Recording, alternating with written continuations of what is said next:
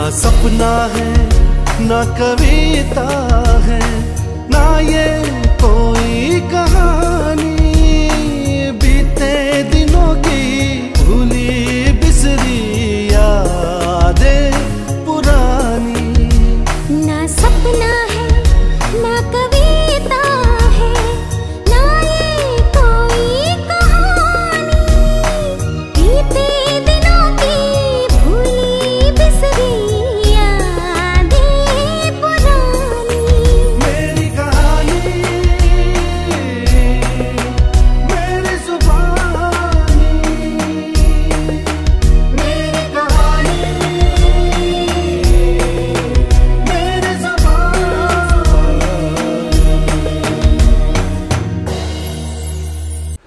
नमस्कार, एक बार आप सभी का फिर से स्वागत है मेरी कहानी मेरी जुबानी इस कार्यक्रम में। और जैसा कि हर बार हम किसी विभूति को, किसी प्रतिभा को आपके सामने लाते हैं, आपसे रूबरू कराते हैं, तो आज हमारे बीच एक बहुत ही बहुमुखी प्रतिभा की धनी एक प्रतिभा यहाँ पे मौजूद हैं, जो कि एक नारियों के लिए, महिलाओं के लिए एक प्रेरणा स्रोत तो है ही, लेकिन साथ में ही जो इस देश की बेटी है और इन्होंने देश की फौज में रहकर, सेना में रहकर देश की सेवा की है और आईटीबीपी में कमांडेंट, डिप्टी कमांडेंट रही हैं और वहां से भी सेवानिवृत्त हुई हैं। और उनका समाज सेवा में बहुत बड़ा योगदान है, लगातार वो समाज सेवा करती हैं और महिलाओं के लिए खासकर काम करती हैं। आज हमारे बीच हैं और हम उनका स्वागत करते हैं श्रीमती राज्यश्री रावत जी का। तो सबसे पहले हमारे दर्शक ये जानना चाहेंगे कि आपका जन्म कहाँ हुआ और आपकी शिक्षा दीक्षा कहाँ हुई? सबसे पहले तो आपने मुझे निमंत्रण दिया, आपका बहुत बहुत आभार है। ये मसूरी की वादियों में हम बैठे हैं और इन्हीं वादियों में मेरा जन्म हुआ है। मेरे पिता श्री प्रेम सिंह बिष्ट जी मसूरी गर्ल्स इंटर कॉलेज में प्रधान लिपिक के तौर पे तैनात थे और कहना न होगा कि उन्होंने अपने इलाके, अपने क्षेत्र पट्टी बासर, जो कि टिहरी गढ़वाल के बहुत रिमोट एरिया में पड़ता है, वहाँ से उन्होंने शिक्षा दीक्षा ग्रहण करने के लिए टिहरी गढ़वाल आए थे। जब राजा के समय की बात है, प्रताप इंटर कॉलेज में उन्होंने अपनी पढ़ाई करी। उसके पश्चात वो मसूरी आए, अंग्रेज़ों का ज़माना था और उन्होंने यहाँ लिपिक के तौर पे अपनी सेवाएं शुरू करी और अपनी शिक्षा दीक्षा आगे रखी। उन्होंने अपने स्तर पे और भी आगे प्राइवेटली पढ़ने का कोशिश की। उसके बाद उन्होंने बीए तक की डिग्री हासिल की अपने निजी मेहनत से, और साथ साथ में उन्होंने बहुत से लोगों को गांव से लाए और न केवल लाए, उन्होंने अपने घर में उन्हें शरण दी और उनको खाना और रहना और उनकी फ़ीस सभी प्रकार से उनको मदद करी, ताकि वे अपने परिवार का, अपने गांव का, अपने आस पड़ोस का थोड़ा आर्थिक रूप से उन्हें समृद्ध कर सकें। तो मैं बहुत सौभाग्यशाली अपने को समझती हूँ कि मैं ऐसे माता पिता की संतान हूँ और मैं बहुत लकी रही कि मुझे मसूरी में मेरा जन्म हुआ, जो आप जानते ही हैं कि एजुकेशन का कितना बड़ा हब था। अंग्रेज़ी स्कूल तो बहुत फेमस थे ही, साथ ही मसूरी गर्ल्स इंटर कॉलेज देख लीजिए, रामा देवी देख लीजिए, जहाँ बहुत ही अच्छी शिक्षा दीक्षा थी और हमारे गुरु लोग इतने उन्नत विचारों के थे कि वे प्रत्येक बच्चे की प्रतिभा को समझकर उसको आगे लाने की कोशिश करते थे और हर तरह से उसकी उन्नति में अपना योगदान देते थे। तो मैं ऐसी गुरुओं के बीच में रही, पली बड़ी, मैं अपने को सौभाग्यशाली मानती हूँ। मेरी पढ़ाई मसूरी गर्ल्स में हुई 12वीं तक। उसके पश्चात एमबेजी कॉलेज में मैंने बीए किया। उसके पश्चात डीएवी कॉलेज से मैंने एमए इतिहास में किया और मुझे गर्व है कि मैंने सन 1980 में फर्स्ट डिवीज़न में इतिहास में पास किया था, प्राचीन इतिहास में, जो कि रिकॉर्ड रहा क्योंकि उस समय मैं गढ़वाल यूनिवर्सिटी की पहली महिला थी जो कि जिसने हिस्ट्री में टॉप किया था।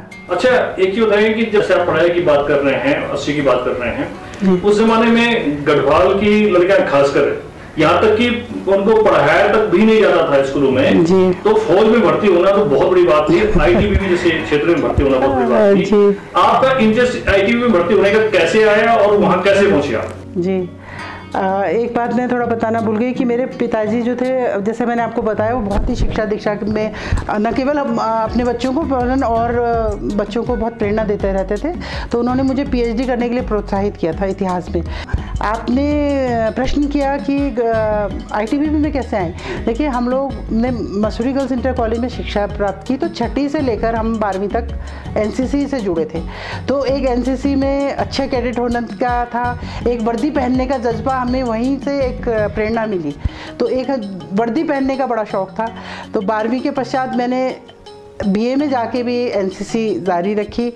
मुझे उसमें काफ़ी मशक्क़त करनी पड़ी क्योंकि मुझे किसी और कॉलेज के संग कैंप में शामिल होना पड़ता था, लेकिन वो बहुत ही एंजॉय हम लोग उसे करते थे और एक देशभक्ति का जज्बा भी हमारे अंदर जागृत हुआ। और मुझे एनसीसी में अंडर ऑफिसर की रैंक भी मिली थी और मैंने कई स्थानों में बड़े बड़े शहरों में, भुवनेश्वर हो गया, दिल्ली हो गया, लखनऊ हो गया, उस समय हम लोगों ने उस जगह में जाके कैंप्स भी अटेंड किए। तो कहीं ना कहीं वही हमारा जज्बा था जिसने मुझे आईटीबीपी की तरफ खींचा और प्रेरित किया कि मैं भी फौज में जाऊं। तो आपको अपने ससुराल से कितना सहयोग मिला, कितना सपोर्ट मिला? जी, मेरी शादी हो गई थी, बीएड करने के पश्चात मेरी शादी हो गई थी 79 के लास्ट में, यानी कि 80 में। तो मेरा एमएड में भी नंबर आ गया था टॉप में, फर्स्ट टॉप में मेरा नंबर था, श्रीनगर जाना था। तो उसी समय शादी भी हो गई। तो खैर मैंने अपनी पढ़ाई जारी रखी, उसमें मेरी सास जी ने काफ़ी सहयोग किया। बेबी भी हो गई थी, तब भी मैंने रेगुलर डीएवी में जाके अपनी क्लासेस ज्वाइन जारी रखी। तो हमारी सास जी, हमारे ससुर आपको पता ही होगा कि अध्यक्ष रहे श्री भोला सिंह रावत जी, तो वो उनका इंस्टांस देती थी कि वो हमेशा कहते थे कि लेडीज़ को अपने पैरों में खड़ा होना है। तो वो जब भी पढ़ाई की बात आती थी तो मेरी सास ही कहती थी कि हमारे ससुर जी ये कहा करते थे कि आज ऐसा ज़माना आ रहा है कि जब सबको अपने लिए कमाना होगा तब जाके घर की पूर्ति होगी, तो तुम अपनी पढ़ाई कंटिन्यू रखो, अगर तुम में जज्बा है तुम जाओ, बच्चे को मैं संभालूंगी। तो कहीं ना कहीं उन्होंने भी मुझे बहुत सहयोग दिया, तो मैं फ़ौज में भी नौकरी कर सकी और अपनी पढ़ाई को भी मैं जारी रख सकी। मैं 83 में गई, मैंने 83 में ज्वाइन किया। उस समय दिल्ली में जाके टेस्ट दिया था और फिर उसमें मेरा अच्छे नंबर, मतलब टॉप में ही था नाम। तो मसूरी में ही लकीली मेरी पोस्टिंग हो गई, किंतु बाद में हमारे ट्रांसफ़र हो गए। तो बड़े अगर किन्नौर में मेरी पहली पोस्टिंग हुई, सन 90 की बात है शायद। वहाँ पे इतनी हाइट में बच्चों को छोड़ के जाना पड़ा, तो कहीं ना कहीं परिवार के लिए ये त्याग भी मुझे करना पड़ा। 3 साल मेरी किन्नौर में पोस्टिंग रही, उसके बाद 5 साल मुझे फिर महिडांडा में जाना पड़ा। वो उत्तरकाशी से लगभग 16 किलोमीटर है, काफ़ी हाइट में है, काफ़ी ठंडा भी है। लेकिन अब एक नौकरी में हम जब चले ही गए थे तो हमें ये लगा कि इसको कंटिन्यू ही करना है। हालांकि और जगह से भी ऑफ़र आए थे, लेकिन वो एक वर्दी का जो एक चस्का और चाम था वो जुड़ा हुआ था कहीं ना कहीं। तो हमें कहीं बच्चे कभी रखे, कभी साथ में नहीं भी रहे, तो परिवार को भी कहीं कहीं त्याग करना पड़ा। आपकी आईटीबीपी में कोई विशेष सेवा उपलब्धि? जी देखिए, फौज में रह के अपनी नौकरी तो सभी करते हैं, लेकिन हमने महिलाओं के लिए विशेष तौर से काम किया। वहाँ एक सेंटर होते हैं हर एक जगह, जिसमें परिवार कल्याण केंद्र कहलाता है। तो उस केंद्र में हमने न केवल छोटे मोटे काम के अलावा अन्य बहुत काम कराए, और ये थोड़ा सा हटके था क्योंकि ऐसा ट्रेंड नहीं था आईटीबीपी में। तो इन सब सेवाओं को देखते हुए मुझे सराहनीय सेवा के लिए 2014 में राष्ट्रपति पुलिस पदक से भी नवाजा गया था, जो कि एक बड़े भव्य समारोह में तत्कालीन गृह मंत्री राजनाथ सिंह द्वारा प्रदान किया गया था। जी। अच्छा, आपने आईटीबीपी से में योगा भी शुरू किया? जी, हेडक्वार्टर से एक स्कीम चली थी कि स्ट्रेस मैनेजमेंट की कोर्सेज चलाए जाएं, तो उसमें हमें थोड़ी ट्रेनिंग दी गई स्ट्रेस मैनेजमेंट की।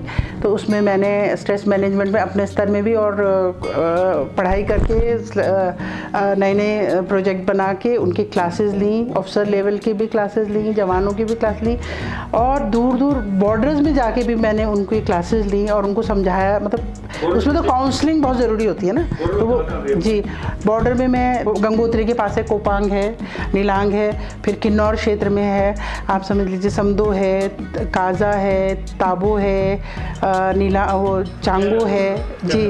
वहाँ उन एरिया में गए। वहाँ पे आजकल आपको बताना चाहूँगी हमारी महिलाओं की फ़ौज भी तैनात है, महिलाएं भी तैनात। हमने योगा का प्रश्न पूछा था, तो योगा भी देखिए स्ट्रेस काउंसलिंग के लिए एक योग बहुत बड़ा ग्लोबली रिकग्नाइज्ड एक वो हो गया आजकल की, सारे संसार ने मान लिया कि स्ट्रेस मैनेजमेंट के लिए योग कितना सहायक है। तो योग हमारे एजुकेशन ब्रांच से कुछ लोगों को योग के लिए प्रशिक्षित किया गया, उन्होंने आके और आगे फर्दर 100 आदमियों को सिखाया। तो मैं यहाँ देहरादून में तैनात थी, तो मेरे अंडर में बहुत 7-8 बटालियन थी, तो मैंने सारे लोगों को का एक कोर्स करवाया। मैंने जब मसूरी में आके देखा तो इतनी स्किल्ड नहीं है महिलाएं, तो मैंने सोचा कि पाक कला तो सभी को, पाक शास्त्र में तो सभी महिलाएं करीब निपुण होती हैं, जो नहीं है वो भी हेल्प तो कर ही सकती हैं। तो मैंने जो है यहाँ से नगर पालिका से परमिशन लेके विभिन्न ओकेजनों में, जैसे विभिन्न त्योहारों में छोटा एक ही मेज लगा दिया, छोटा सा स्टॉल लगा दिया और उसमें पकौड़े या पहाड़ी व्यंजन इत्यादि बनाए, और जितना उसमें प्रॉफिट हुआ वो सारा उन्हीं महिलाओं में डिस्ट्रीब्यूट कर दिया। चाहे वो 8 या 10 या कितनी भी महिलाएं रही हो, तो वो महिलाएं बड़े खुश हुई उस कार्य से, और वो बड़े खुशी से हामी भर दी उन्होंने कि हम हमेशा आपके संग जुड़े रहेंगे। इस कार्य ये ईश्वर की कृपा है, ईश्वर करवाने वाला है, वो विशेष मुझे लगता है सेवा के लिए हमें चुना है, तो हम पीछे न रहें। जिस भी महिला ने मुझे किसी तरह से भी फरमान, कहीं से भी सूचना मुझे मिली मेरे मित्रों के द्वारा या किसी पड़ोसी के द्वारा, तो थोड़ी बहुत जो भी अपने से सेवा हो सकती थी, राशन पानी, फीस इत्यादि के, और कोई भी मॉनेटरी सेवा, दवाई के रूप में सेवा, वो मैं सोचती हूँ कि करना भी चाहिए सबको, और मैं भी कर ही रही हूँ, और मुझे लगता है कि ईश्वर करवा रहा है बहुत, मैं उसके भी धन्यवादी हूँ, और मैं आगे भी यही करती रहूँ। मैं सोचती हूँ ये मेरा कार्य बरकरार रहे। एक बात है, अभी मसूरी गर्ल्स की बात आ रही है जी, एक लाइन में भी पूछूं मैं आपको, तो मसूरी गर्ल्स स्कूल आपकी नज़र में क्या है, कैसा है? उस समय में तो प्रत्येक बच्चे का हमारे टीचर ध्यान रखते थे, हर एक बच्चे के पेरेंट्स का, उनकी आर्थिक स्थिति का, उनकी प्रतिभाओं का, मतलब जो किसी में मान लो कोई वाद विवाद में है तो उसको पुश किया जाता था कि तुम वाद विवाद में इस तरह से आगे आओ, या कोई खेल में था। हमारे जो उस समय की खेल की हैं बिमला रावत जी, वो तो उस समय उनको इंटरनेशनल्स में सिलेक्शन हो गया था, इंटरनेशनल बास्केटबॉल की टीम में, वो किसी वजह से वो टीम बाहर नहीं जा पाई, लेकिन इंटरनेशनल में उनका सिलेक्शन हो गया था। तो मसूरी गर्ल्स तो हर चीज़ में अव्वल था। हमने वुडस्टॉक की लेडीज़ लड़कियों को भी हराया उस समय बास्केटबॉल में। वुडस्टॉक की इतनी लंबी चौड़ी अंग्रेज़ लड़कियां थीं जो कि आई हुई थी, हम तो उनके सामने बिल्कुल सिद्धि पीधी थे, वो उनको भी उस समय हराया। ये शायद सन 74-73 की बात रही होगी। तो मसूरी गर्ल्स अपने में अव्वल था। वो तो मेरे लिए एक पूजन का स्थल, मेरा मंदिर है वो मसूरी गर्ल्स। मसूरी की महिलाओं के लिए आपका क्या संदेश? जी, मसूरी की महिलाएं हर तरह से सक्षम हैं, और थोड़ा सा उन्हें पुश करने की ज़रूरत है। हम लोग बहुत दुनिया देख के आए, तो हमें पता है कि किस तरह से क्या काम कहाँ हो सकता है, और किस तरह से उनकी प्रतिभाओं को यूज़ किया जा सकता है। तो मेरी अब यही मुहिम रहेगी कि जिस लेडी में जो प्रतिभा है उसको आगे लाया जाए। बीच में हमने लॉकडाउन में योग तो कराया ही था, तो कई लेडीज़ को फ़ायदा हुआ, क्योंकि आजकल बड़े जल्दी बीमार हो जा रही हैं, जोड़ों में दर्द, ये दर्द, चल नहीं पा रही है पहाड़ की लेडीज़ कि हम गनील की चढ़ाई नहीं चढ़ सकते, लेकिन उन्होंने 1 महीना योग करा, खुद हमें रिपोर्ट दी कि मैं जो है बिना एक सांस में गनील की चढ़ाई चढ़ के जा रही हूँ।